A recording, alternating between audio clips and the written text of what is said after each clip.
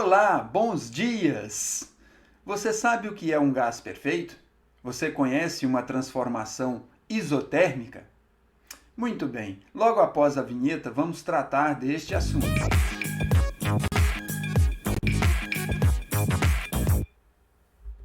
Saudações, minha querida, meu querido! Seja bem-vindos ao canal Física Toda Hora. Eu sou o professor Delton e aproveite esse momento, se inscreva no canal, dê seu like, compartilhe o vídeo.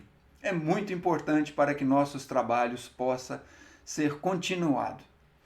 Hoje vamos tratar de gases perfeitos e da lei de Boyle. Para falarmos de gás, nós precisamos trazê-los para uma situação real do nosso cotidiano.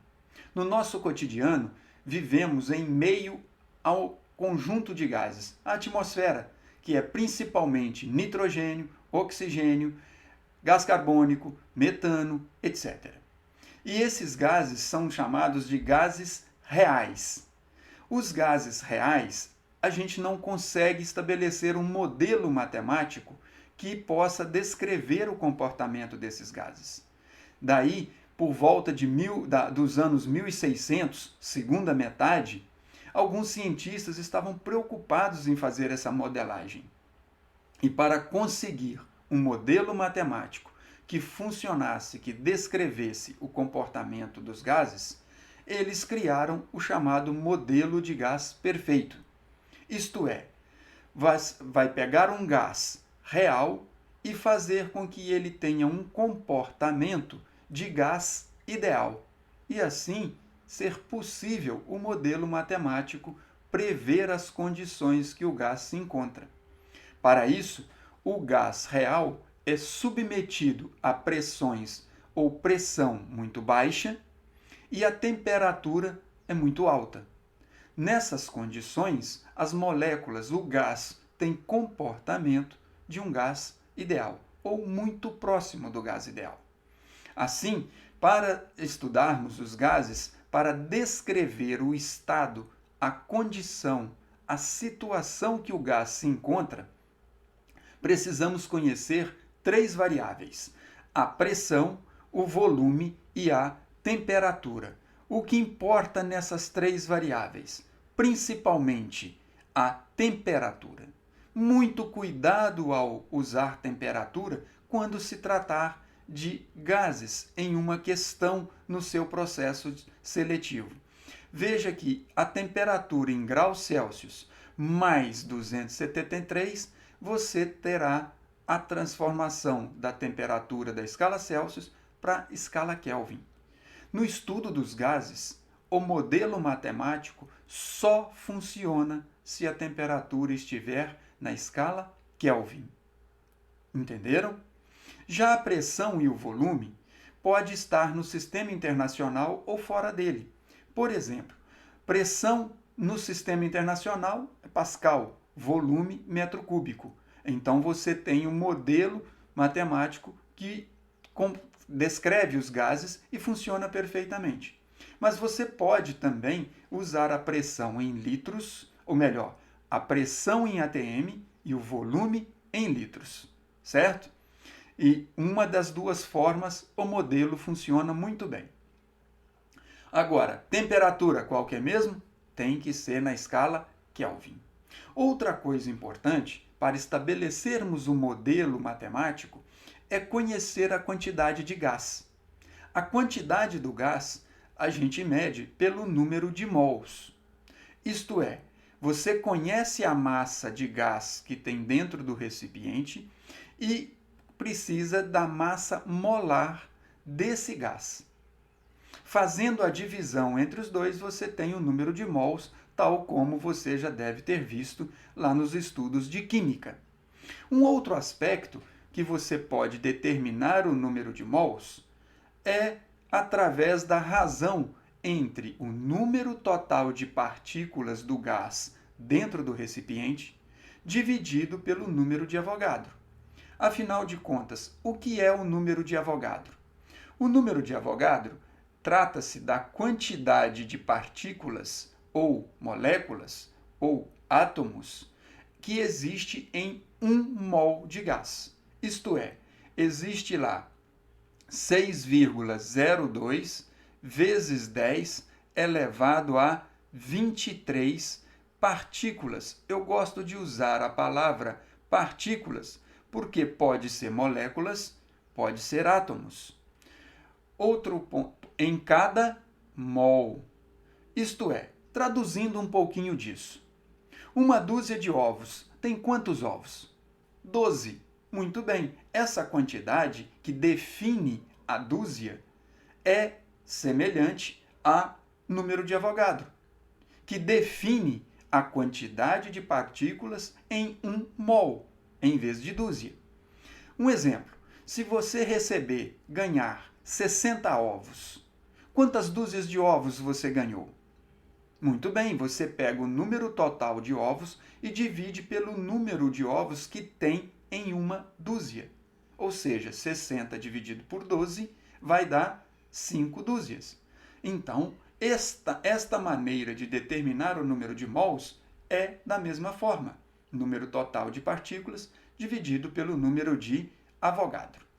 Outro ponto é a lei de Boyle, que esse vídeo quer tratar com você. A lei de Boyle trata-se de uma transformação isotérmica. E esse cientista físico e químico irlandês viveu na segunda metade, ou de 1627 a 691.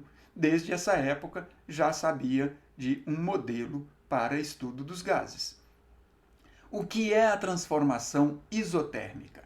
Uma transformação iso quer dizer igual, térmica quer dizer que a temperatura é mantida constante. Como assim transformar o gás? É que todo gás está dentro de um recipiente. Nesse recipiente ele ocupa um volume, está submetido a uma pressão e tem uma temperatura. Então você vai passar esse gás para um outro recipiente que altera o volume, altera a pressão, mas nessa passagem, nesta transformação, a temperatura permanece constante. Isso é uma transformação isotérmica. E foi esta transformação que Boyle descreveu nesse período da vida. E como que caracteriza essa transformação? Quando a transformação é isotérmica, as grandezas pressão e volume tornam-se inversamente proporcionais. Isto é, se você aumenta o volume que o gás se encontra, a pressão diminui. Esse é o comportamento inverso que ocorre somente quando a transformação é isotérmica. E nesse aspecto, duas grandezas inversamente proporcionais significa que o produto delas sempre dá um valor constante, uma constante qualquer. Tá certo? Você tem o gás em uma pressão e um determinado volume, P1, V1. Se transformar esse gás de forma isotérmica para uma pressão P2 e um volume P2, esses produtos são iguais. Isto é, o produto PV é sempre um valor constante na transformação isotérmica.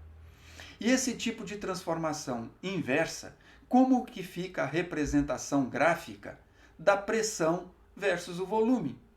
É uma curva que a gente conhece na física como uma isoterma. Olhe bem, isoterma. O que significa essa curva que os físicos chamam de isoterma? Na matemática, essa curva é uma hipérbole equilátera, tá certo? Como assim? E o que significa isso? Significa o seguinte, nesta curva vermelha, que está simbolizando a temperatura chamada de T3, se você estiver aqui, neste ponto, quer dizer que o gás se encontra a uma pressão, que eu vou chamar aqui de P1, tá certo? E ele se encontra aqui embaixo, observando a uma temperatura, ou melhor, a um volume V1. Então, esse estado em que o gás se encontra pressão P1, volume V1. Se você transformar esse gás de modo isotérmico, levá-lo para uma outra pressão, por exemplo aqui, um outro volume, então você vai ter aqui o que chamamos de volume V2 e pressão P2. Isto é, o produto P2 vezes V2 vai sempre ser igual ao produto P1 vezes V1. Ou seja, é uma transformação do estado 1 para o estado 2 dentro da temperatura que aqui está simbolizado por T3. Professor, mas e se fizer uma transformação do estado 1 para um ponto na curva que está verde? Por exemplo, aqui, se você fizer uma transformação do estado 1 para esse ponto 1, para esse outro ponto aqui, não é isotérmica. Vai ser um outro tipo de transformação que vamos estudar no próximo vídeo, tá certo? Mais um pouco. Se você está nessa curva azul, você tem uma pressão P1 e pode transformar a pressão P2 e volume V2. Estando na mesma curva, na mesma isoterma, você tem a transformação isotérmica. Beleza? Espero que você tenha compreendido o que é a transformação isotérmica, o que é a lei de Boyle e o que é o modelo de gás perfeito. Se tiver alguma dúvida, deixe aí nos comentários. No mais, compartilhe o vídeo. Já se inscreveu no canal? Não se esqueça disso. E aquele abraço, bons estudos e até o próximo vídeo.